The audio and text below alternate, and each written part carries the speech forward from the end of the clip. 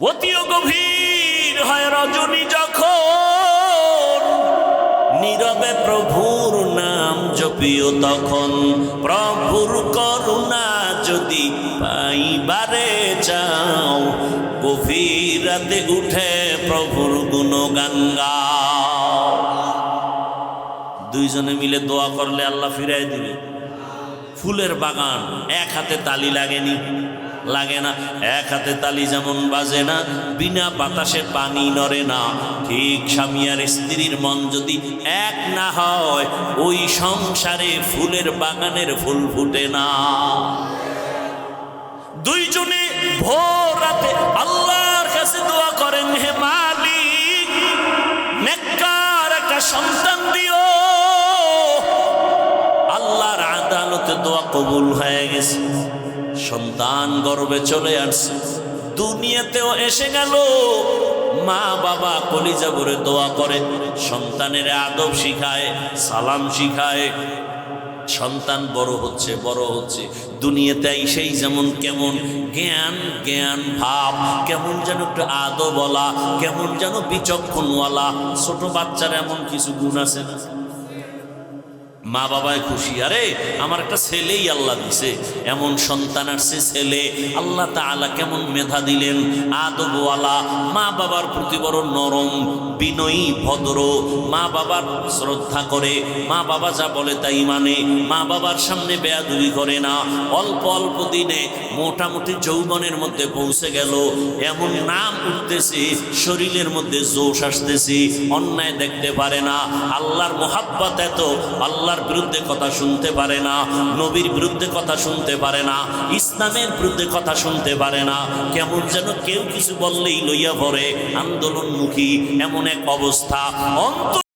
সম্ভব তুমি ডাক্তার হও, ইঞ্জিনিয়ার হও, প্রফেসর হও, ওসি হও, ডিসি হও, এসপি হও, তোমার মেধা আল্লাহ এত পরিমাণ দিয়েছেন, গবেষণা করে এই মেধাকে কাজে লাগাও, গোটা দুনিয়া তোমার পায়ের তলে আসতে বাধ্য হবে।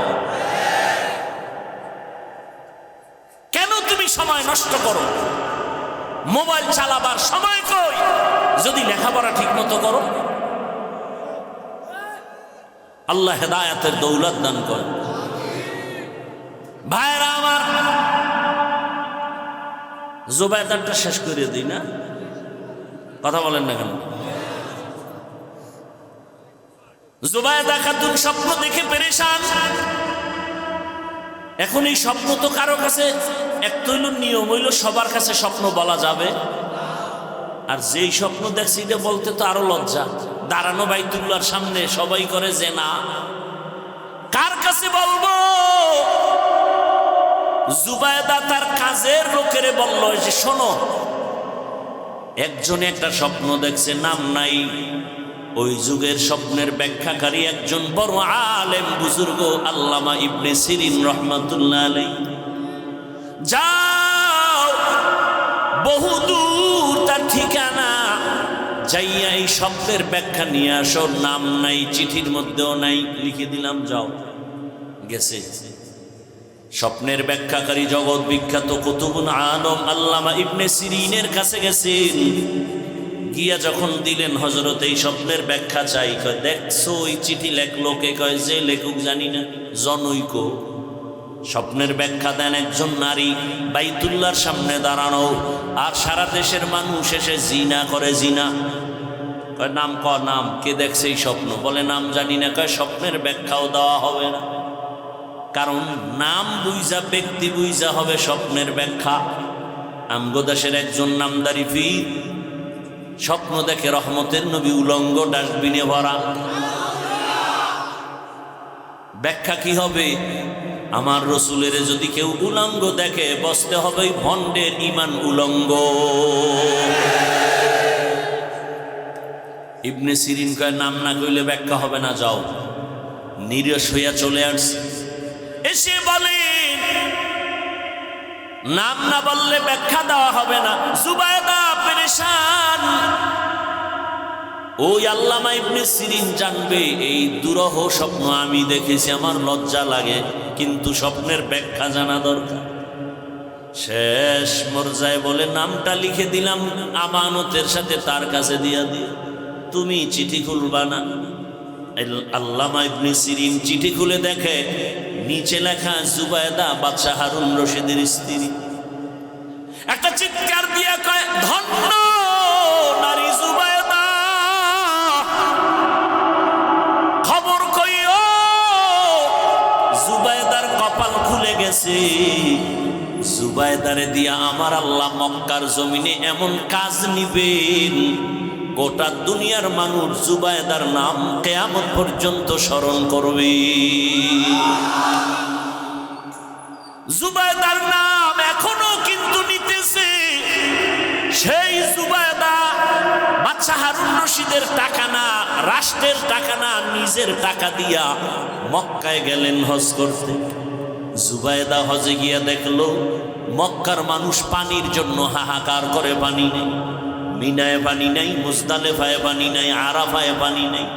জুবায়দা নিজের টাকা ব্যয় করিয়া এবার ড্রেন কাটলো, ড্রেনের সাথে পানির লাইন করে দিল জুবায়দা নিজের টাকায়। আজও মক্কায় গিয়া দেখবা নহরে জুবায়দা নামের ড্রেনের অঙ্কন, ইটের গাঁথনি, পাথরের গাঁথনি এখনো জুবায়দার নামে দেখা যায়, আমরা দেখেছি। ওলামায়ে কেরাম আছে না নাই? এখনো আছে জুবায়দার ড্রেন, নহরে জুবায়দা নাম কি? বিশাল ড্রেন, পাহাড়ের পাশে নিচ থেকে এরকম চিকন আকারের ড্রেন, সব দুনিয়াবাসী জানে। আর সেই ড্রেন থেকে পানি জুবায়দা লাইন করে দিল টাকা খরচ করে, আর গোটা দুনিয়ার হাজিরা সে পানি পান করল। স্বপ্ন কি ব্যাখ্যা কি দেখছেননি কারবার? স্বপ্ন কি ব্যাখ্যা কি? ওই আল্লাহর বান্দী যখন বলেছেন এমন একটা স্বামী চাই, ডান হাত ধরে আমাকে জান্নাতের ময়দানে নিবে, এইবার মিলছে নি? যুবকেও কি চায়? এমন একটা মেয়ে চাই যে আমাকে ডান হাত ধরে জান্নাতের পথে নিবে। ঘটনা শেষ না, আর একটু সময় লাগবে, ধৈর্য হবে তো ইনশাআল্লাহ।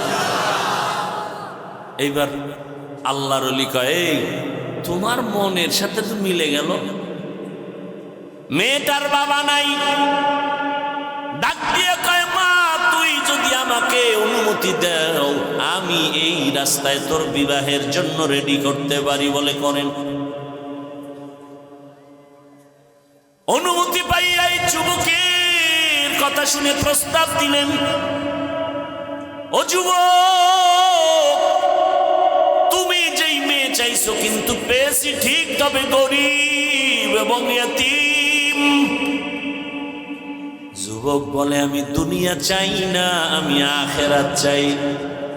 রিজিকের মালিক আমার আল্লাহ, পিপিলিকার খানাও যেই মাওলা দেন, নদীর মাছের খানা কে দেন, জঙ্গলের প্রাণীর খানা কে দেন? যেই মাওলায় পিপিলিকার খানা দিতে পারেন, যে আল্লাহ নদীর মাছের খানা দিতে পারেন, ওই আল্লাহ আশরাফুল মখলুক আমারে বুঝি খানা দিবেন না? পিপিলিকা দামি না আমরা দামি? আল্লাহ যদি পিপিলিকারে খানা দেয়, মাছের খানা দেয়, জঙ্গলের প্রাণীরে দেয়, আমগো দিবে না? ইয়া আইয়ুহান নাস আনতুমুল ফুকারাউ ইলাল্লাহ ওয়াল্লাহু হুয়াল গানিয়্যুল হামিদ।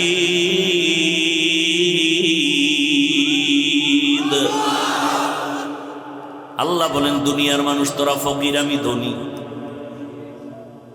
রিজিকের ভয়ে এখন ট্যাবলেট খায়, সন্তান কমাও। স্লোগান লেখছে, ছেলে হোক মেয়ে হোক দুটোর বেশি নয়।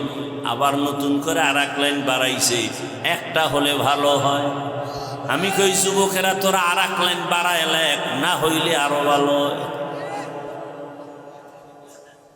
এই স্লোগান কেন কয়? মানুষ বাড়লে থাকবে কই, খাবে কি? যে লেখছে ওরে আগে বলা দরকার, তুই মর, তুইও তো বাড়তি, তুইও মর। নাস্তিকের গোষ্ঠী রিজিকের মালিককে।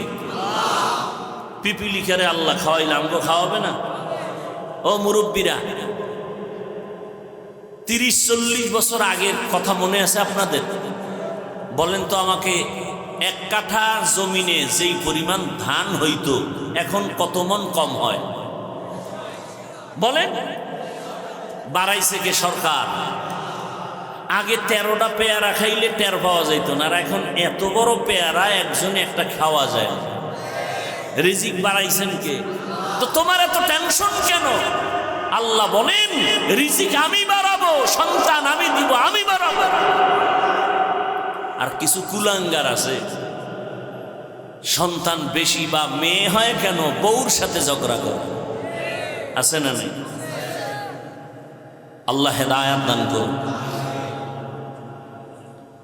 ওই যুবক বলল আমার দুনিয়া চাই না, আখিরাত চাই। আর যারা আখিরাত চায় আল্লাহ তাদেরকেও দুনিয়া দিয়া দিবেন। না খাইয়া কেউ মরে না, মনে আছে করোনার কথা? আল্লাহ রিজিকের মালিক, না খাইয়া মরবে না, তবে হালাল। 2 জনার সাথে হযরতের অনুমতি ক্রমে বিবাহ প্রস্তাব আসলো, রাজি হয়ে গেল।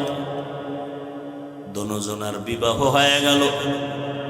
2 জন এলাকায় বসবাস করতে গিয়ে দেখে পর্দা নাই, বেগানার নজর লাগতে চায়। এলাকা ছাইরা চলে গেছে পাহাড়িয়া জঙ্গলের পাশে। ভাঙা ঘর ঝুপড়ি উঠাইয়া ওখানে 2 জন থাকে আর আল্লাহর ইবাদত করে। জঙ্গলে একটু কাজ করেন আর মোটামুটি স্বাভাবিক জীবন যাপন করে, আর নামাজের সময় নামাজ আদায় করেন। আর গভীর রাতে 2 জনে যায় নামাজে বসে একসাথে কান্না করে, ও আল্লাহ 2 জনার আকুতি তুমি কবুল করেছো।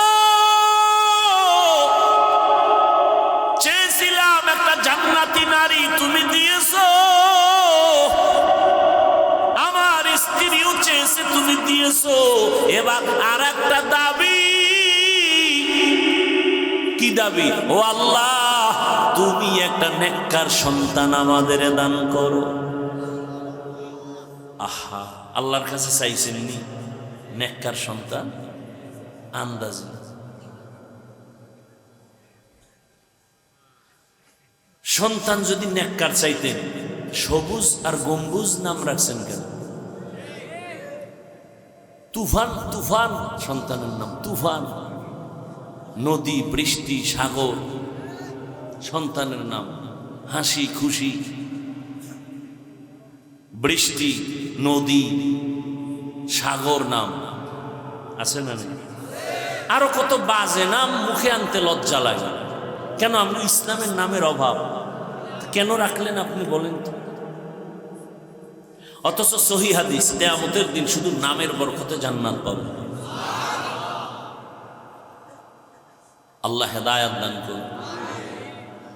নেককার সন্তান চাওয়ান, আল্লাহর কাছে চাইবেন, বলবেন আমাদের কাছে যেই পরিমাণ দোয়া চান, হুজুর ছেলেটা কথা শুনে না, দোয়া করেন, দোয়া করেন, দোয়া করেন।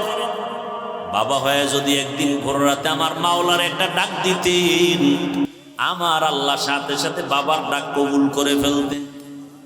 অতিও গভীর হয় রজনী যখন, নীরবে প্রভুর নাম জপিও তখন। প্রভুর করুণা যদি পাইবারে চাও, গভীর রাতে উঠে প্রভুর গুণগান গাও। 2 জনে মিলে দোয়া করলে আল্লাহ ফিরাই দিবে। ফুলের বাগান, এক হাতে তালি লাগেনি?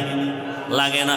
এক হাতে তালি যেমন বাজে না, বিনা বাতাসে পানি নড়ে না, ঠিক স্বামী আর স্ত্রীর মন যদি এক না হয়, ওই সংসারে ফুলের বাগানের ফুল ফুটে না। 2 জনে ভোর রাতে আল্লাহর কাছে দোয়া করেন, হে মালিক নেককার একটা সন্তান দিও। আল্লাহর আদালতে দোয়া কবুল হয়ে গেছে, সন্তান গর্ভে চলে আসছে, দুনিয়াতেও এসে গেল। মা বাবা কলিজা ভরে দোয়া করে, সন্তানের আদব শিখায়, সালাম শিখায়। সন্তান বড় হচ্ছে দুনিয়াতে সেই যেমন কেমন জ্ঞান জ্ঞান ভাব, কেমন যেন একটু আদবওয়ালা, কেমন যেন বিচক্ষণওয়ালা। ছোট বাচ্চার এমন কিছু গুণ আছে না? মা বাবায় খুশি, আরে আমার একটা ছেলেই আল্লাহ দিছে, এমন সন্তান আসছে ছেলে।